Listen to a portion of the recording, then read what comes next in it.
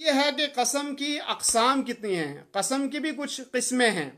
तो उनमें से सबसे पहली किस्म जो है वो कसम की वो है यमीन लग़व। अरबी में उसको कहते हैं यमीन लग़व। यमीन लग़व ये होती है कि जो बगैर इरादे के और बगैर कस्द के इंसान की ज़ुबान से निकल जाती है। और उसकी दलील है कुरान करीम में अल्लाह रब्बुल आलमीन ने फरमाया ला युआखिज़ुकुमुल्लाहु बिल्लग़वी फ़ी अयमानिकुम वलाकिन युआखिज़ुकुम बिमा अक़्क़दतुमुल अयमान। सूरह माइदा की आयत नंबर 89 है कि अल्लाह रब्बुल आलमीन आपसे लव कस्मों का मुआखज़ा नहीं करेगा। जो लव कस्में आप खाते हैं जो ज़ुबान पे आ जाती हैं, जो लोग अरब में रहते हैं, अरब मुल्कों में, वहाँ पे आप देखते हैं कि अक्सर व बेशतर लोग जो है वो जो है कसम खाते रहते हैं, वल्लाह वल्लाह तल्ला बिल्ला, इस तरह की कस्में खाते रहते हैं। अगरचे ये भी नहीं खानी चाहिए।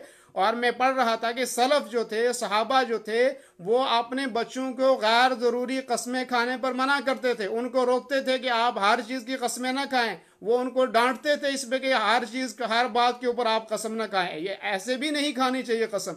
लेकिन अगर किसी की ज़ुबान पे ये चढ़ जाता है कि जैसे कि अरबों की ज़ुबान पे आप अरबों को देखते हैं कि वो हर बात पे कसम करते रहते हैं, चलते रहते हैं, तो बाद हमारे लोग इस पे इश्काल भी करते हैं जी, हम कहते हैं ये बात गलत है, लेकिन आप लोग कहेंगे जी ये जो है ऐसे ही कसम खाते रहते हैं, इनको कोई कफारा नहीं, ये नहीं। तो कुरान कहता है ये इनकी जुबान पे चढ़ी हुई बात है, ये आधी बात है, ये लगव बात है, इसका इनसे मुआखजा नहीं होगा। जब कुरान कहता है तो हम कौन हुए उनसे मुआखजा करने वाले? कुरान खुद कहता है ला युआखिज़ुकुमुल्लाहु बिल्लग़वी फ़ी अयमानिकुम। ये जो लव कस्में हैं जुबान पे जो आ जाती हैं, इनका मुआखजा नहीं है।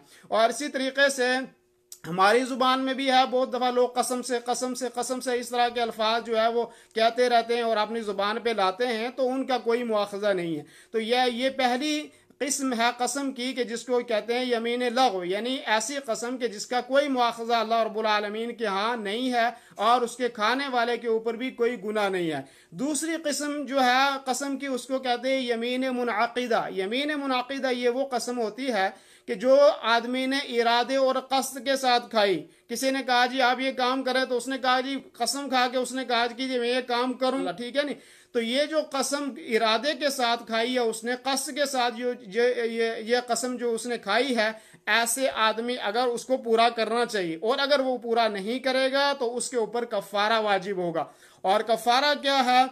सबसे पहली बात कफ़ारे के अंदर ये है कि इत्आमु आशरति मसाकिन, 10 आदमियों को खाना खिलाना है। और ये नुस्सा जो है खाना होता है, और अपने बलद के, अपने शहर के हिसाब से जो चीज़ वहाँ पे राइज है उसमें से दिया जाएगा। दूसरी चीज़ इसमें यह है कि 10 मिस्कीनों को कपड़ा पहनाना, 10 मिस्कीनों को कपड़ा पहनाया जाएगा। और तीसरी चीज़ है इत्क़ु रक़बा, यानी एक गुलाम आज़ाद करना। ये 3 चीज़ें हैं कसम के कफ़ारा अदा करने के लिए, जो दूसरी किस्म कसम की मैं बता रहा हूँ यमीन मुनाक़िदा। और अगर ये तीनों चीज़ें वो नहीं कर सकता है, मिसाल के तौर पे वो 10 मिस्किनों को खाना भी नहीं खिला सकता है, वो 10 मिस्किनों को कपड़ा भी नहीं पहना सकता है, वो गुलाम भी आज़ाद नहीं कर सकता है, तो कुरान करीम ने फरमाया फ़इल्लम यजिद फ़सियामु सलासति अय्याम, तो फिर आपको 3 रोज़े रखने हैं। दलील इसकी क्या है? दलील कुरान करीम की सूरह माइदा की आयत नंबर 89 है, जिसमें अल्लाह रब्बुल आलमीन फरमाता है फ़कफ़ारतुहु इत्आमु अशरति मसाकीन मिन औसत मा तुतइमून अहलीकुम औ किस्वतुहुम औ तहरीरु रक़बा फ़मन लम यजिद फ़सियामु सलासति अय्याम ज़ालिका कफ़ारतु अयमानिकुम इज़ा हलफ़्तुम। अल्लाह रब्बुल आलमीन इस आयत करीमा के अंदर फरमाया, इसी चीज़ की वजाहत की कि जो आदमी जो है वो कसम खा ले, तो वो अगर जो है उसको कसम पूरा ना कर सका तो उसको उसका कफ़ारा देना है। और उसके बारे में कहा कि वो कफ़ारा क्या है कि 10 आदमियों को खाना खिलाए मिस्किनों को, या 10 को कपड़ा पहनाए, या 10 या जो है गुलाम आज़ाद करे। और अगर इसकी ताकत वो इन तीनों में से किसी की नहीं रखता है तो उसके बाद फरमाया कि वो 3 दिन के रोज़े रख ले। ये दूसरी किस्म है कसम की। अब उसके बाद जो है तीसरी किस्म है कसम की कि जिसको कहते हैं यमीन गमूस। गमूस जो है ये कहते हैं ये एक ऐसी कसम को कि जो हराम कसम है, जो हराम और नाजायज़ कसम है, और ये कसम भी झूठी खाई जाती है। मिसाल के तौर पे ये जहाँ पे हुकूक की बात है, कोई आदमी कहेगी जी ये ज़मीन मेरी है, और अगर उसकी नहीं थी, जमीन दूसरे की थी, या कोई आदमी कहे कि ये फलां चीज मेरी है लेकिन दूसरा आदमी कहे कि ये नहीं है, तो आप कहेंगे आप कसम खा ले, तो वो उस जमीन को हड़प करने के लिए, वो उस पैसे को हड़प करने के लिए झूठी कसम खा लेता है। तो इसको कहते हैं यमीन गमूस। और कहते हैं कि ये जो है इसका इतना गुनाह है कि गमूस का मतलब है उसने अपने आप को एक गुनाह के अंदर डुबो दिया है, अपने आप को गुनाह के अंदर उसने धकेल दिया है।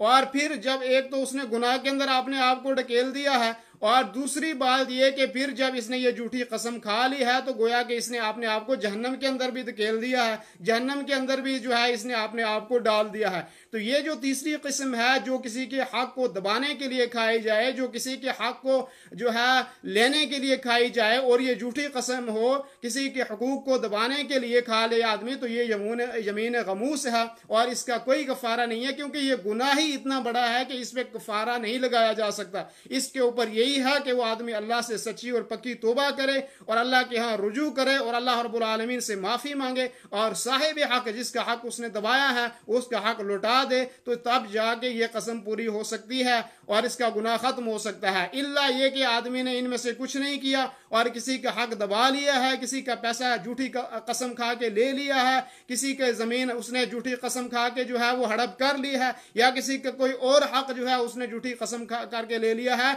तो इसकी कतअन कोई माफी नहीं है, इल्ला ये कि उसने तौबा की और साहिब हक को जो है उसका हक लौटा दिया। इल्ला ये कि इसका ताल्लुक हुकूक के साथ है। और अगर कोई आदमी हज कर लेता है या उम्रा कर लेता है और कहता है कि अब सारे गुनाह मेरे माफ हो गया, अब मैं पाक साफ हो गया हूं, मेरे भाइयों वो पाक साफ नहीं हुआ, वो हज करने से भी पाक साफ नहीं होगा, इल्ला ये कि वो साहिब हक को उसका हक जो है वो लौटा दे। तो ये तीसरी किस्म थी कसम की।